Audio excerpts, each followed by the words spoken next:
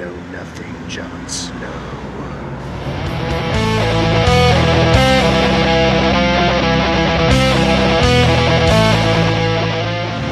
What's happening, YouTube? My name is Immortal Coil, and today we're talking Game of Thrones.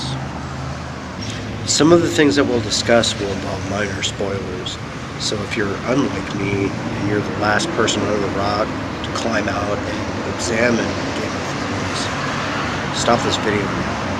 Go watch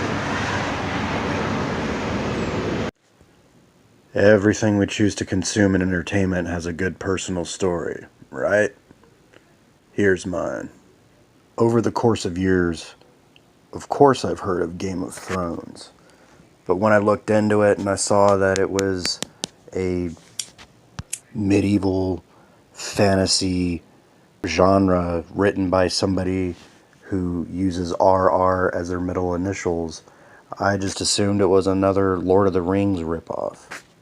J.R.R. Tolkien created the ultimate realm and the ultimate characters and the ultimate quest, which defined that genre and still casts a large shadow. So when I heard that this show was coming out, I didn't really place it too high on my priority list. You know, I kept on thinking to myself, okay, this is another Narnia, this is another Terabithia. But then I heard it was also HBO's most successful program ever. So needless to say, there was not a lot of interest on my part to actually get into the show while it was on the air. Now, famously, Season 8 took 2 years to produce and come to fruition. And what I discovered was that many of my cohorts in the Fandom Menace were Game of Thrones fans. In an epic episode of The High Council, Jeremy Griggs goes off about it. He laid out exactly why he didn't like it, and I was like, okay. EVS said he stopped watching it around season 4 or 5 when it became evident that there was a lot more girl power involved in it. And then separately, Overlord Doomcock went after many of the episodes with the kind of fervor that he uses to tear apart Star Trek Discovery and the JJ verse. Now, there were other couple channels who were somewhat optimistic in the beginning of Season 8. My buddy Black Angus Reviews put together 3 videos about casting the Fandom Menace as characters from the Game of Thrones. And as the season went on, Black Angus Reviews kind of lost enthusiasm for it as a result of what he was given as product. And I can understand that. If you're not enthused about what you're getting, why would you want to involve your friends with that, right? So I was generally at that point feeling like, well, I guess I dodged a bullet, and there's no use in getting into it now if it's just going to end in a limp dick. But then a beautiful woman who was also an immense fan of Game of Thrones convinced me to take in the series. Are you going to listen to what a bunch of geeks on the internet think about it, or are you going to experience for yourself Game of Thrones and formulate your own opinion? That's some sound logic. So I sat down and over the course of a month and a half maybe watched all 8 seasons of Game of Thrones. And it really takes you on a ride, and I enjoyed it more often than not. But let's take a look at some of the criticisms that were leveled against it. Now, Lord Doomcock and Jeremy from Geeks and Gamers were talking a lot about production value. And at least for the future ruler of Earth, it was encapsulated by the 3rd episode entitled The Long Night. Now, a lot of Lord Doomcock's criticisms were that it was shot too darkly, so you couldn't see a lot of the action. And the person who took out the Night King was not the person that you were expecting to take out the Night King. And as for Griggs, the main damning piece of criticism that turned me off from Game of Thrones at that moment was in episode 4 of season 8, The Last of the Starks, while Daenerys is sitting there worried about how Jon Snow's true identity could undo all of her designs. There is a Starbucks cup that was seen upon the first airing, which they subsequently edited out. Now, Griggs's criticism was that how many actors, producers, cameramen, lighting people, props department people, editors, directors handled that before that piece of modern kitsch got included in an episode. And that's a valid criticism. Now, EVS, for his part, said that he couldn't get past the apparent feminist agenda, which reared itself around season 4 or season 5. Now, as my lady suggested, I kept an open mind, but I also began somewhat watching for instances of this so I could decide whether EVS had any merit in his criticisms. Because throughout the show, we were introduced to strong women. Okay, Cersei is a strong woman. Sansa becomes a strong woman. Arya certainly becomes a strong woman. But what we notice is that right around the introduction of Brienne of Tarth, who always was a strong woman, we start to see that they wouldn't have man versus woman fights, or if they did have a man versus woman fight, the woman came out on top or escaped, while guys were able to be, such as in the case of the Hound, severely beaten by women. Whereas before we had scenes where Ramsay literally feeds a girl that he's bored of to his dogs. And then we find towards the climax of season 8 that the main contenders for the throne were Daenerys and Cersei.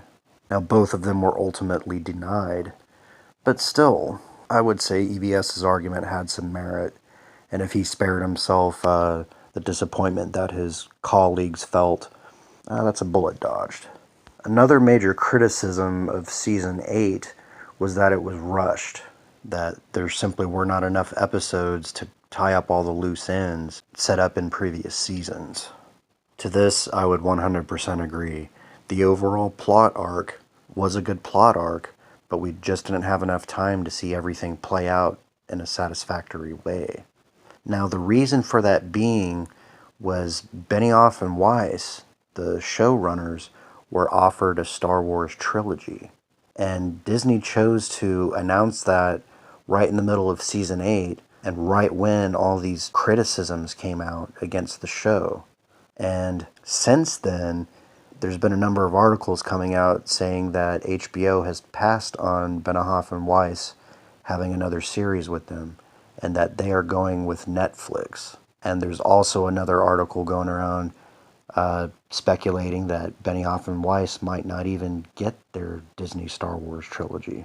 One of the more interesting articles recently was how G.R.R.Martin is saying that he wasn't satisfied with the television version of his story.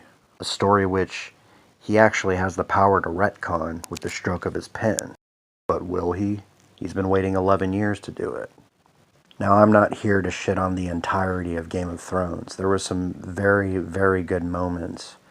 And obviously, this is something that could take hours to go through, but I'm just going to highlight some of my favorite characters in the show.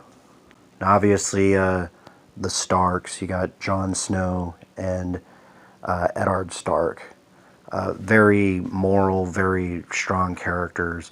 Both of them have very crazy story arcs as it goes. Now, you can't forget little Arya, and especially for me, her training with the many-faced god. Very good TV. Tyrion Lannister was also a very interesting story arc. You think he's down and out several times, but he always comes out on top, because despite his appearance, he has a superior intellect. Sansa is a kind of tragic figure. She's mostly used as a bargaining chip until she understands how to play the game, and then she ends up becoming a very powerful figure. Up until the last couple of episodes, Daenerys was my favorite character in Game of Thrones, simply because of everything she accomplished, everything she believed in, and the fact that she was fireproof and had baby dragons and looked amazing naked. Makes for good storytelling. Now, yeah, I'm a guy. I like to see naked women, but if you see the way that they used her nudity, it was very powerful imagery. And every time she walked out of a fire, people bent the knee. Plus, she TV banged Aquaman. The tale of Cersei and Jaime is also a very interesting story arc, and what becomes of their children is also very interesting TV. Sam also is a good guy. He had a really good story arc. Can't say nothing bad about him. But the gist of it is that the noble characters are very noble, and the insane characters are very insane, and the evil characters are very evil. So when bad stuff happens to the good guy, you feel like shit.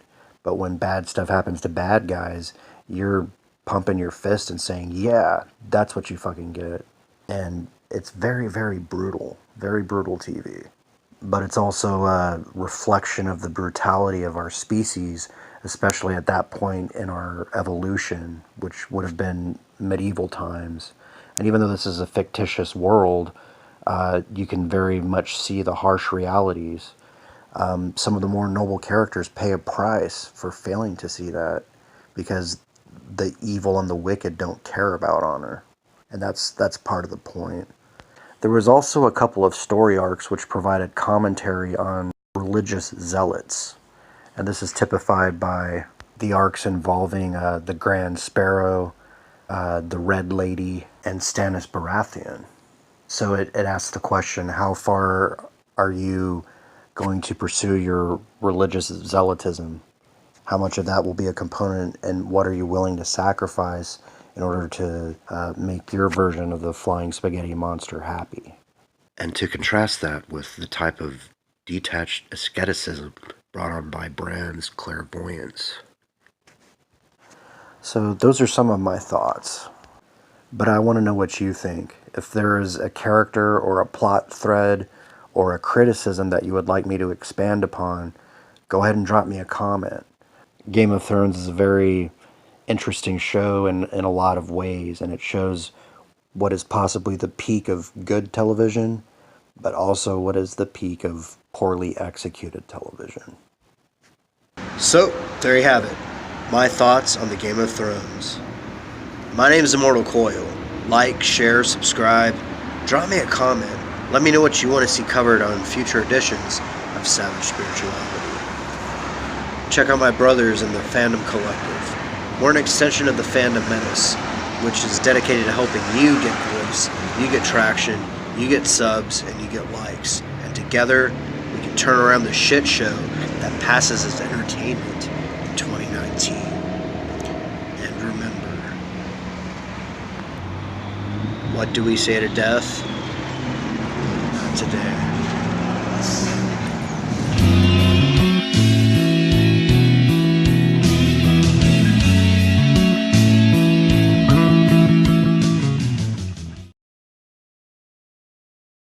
It's a lot of hottest.